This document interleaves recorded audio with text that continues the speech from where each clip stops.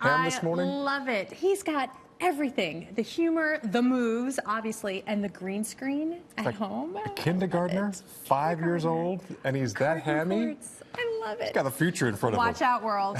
Watch out, world. Watch out, Paul. I'm just saying. That was awesome. But you saw that Tennessee weathercaster certainly giving us a run for our money. And happy about it. We're happy to move aside for Cardin. Right. But now the weather is slowly starting to warm up in a lot of places, so perhaps maybe a lot of people are looking to get outside, maybe do a spring camping trip. Yeah, planning for a trip, though, isn't just about fun activities. You also want to make a plan to keep you and your family safe. Toby O'Rourke, president of Campgrounds of America, joins us live via Skype this morning from Billings, Montana. Great to see you. So let's start with some of the tips that you have for campers to stay safe, yet still have fun.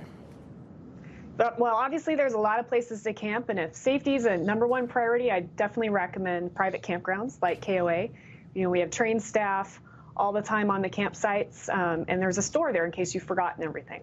Oh, and everyone forgets something, of yeah. course. But spring also synonymous with severe weather, so what should campers do to prepare for that threat of severe weather as well?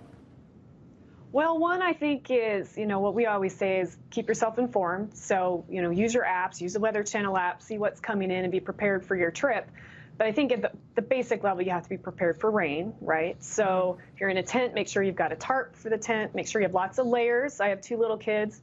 Nothing worse than having kids in wet clothes.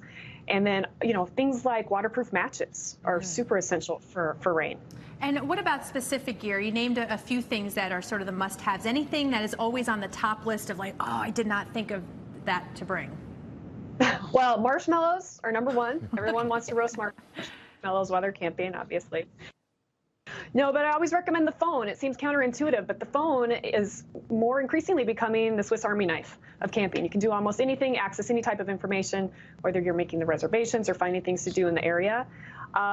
Depending on how you're camping, whether it's a cabin, RV, or tent, a lot of people are camping in sleeping bags, which is obviously essential, and things like flashlights, first aid kits. You can't always forget that. You need to have that handy. You never know what could happen.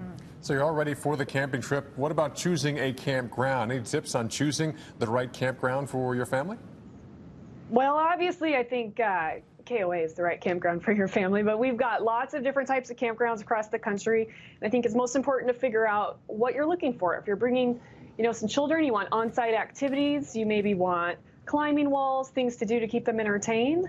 There's campgrounds for that. If you're looking for maybe more of a private getaway with just maybe you and your significant other, there's definitely places for that. You have to figure out how you're camping and what you want your site to be. So we've got beautiful patio sites for RVs. We've got cabins and beautiful premium tent sites, which you even have charging stations for those phones, which I said are so essential. And just some of those beautiful pictures. I saw some camping that I really like. The Glamping. one that's not with the camping permit at all. Toby O'Rourke with Campgrounds of America. Thank you so much for joining us, and great information as we start to, make those weekend plans and those weekend getaways. But as you go to a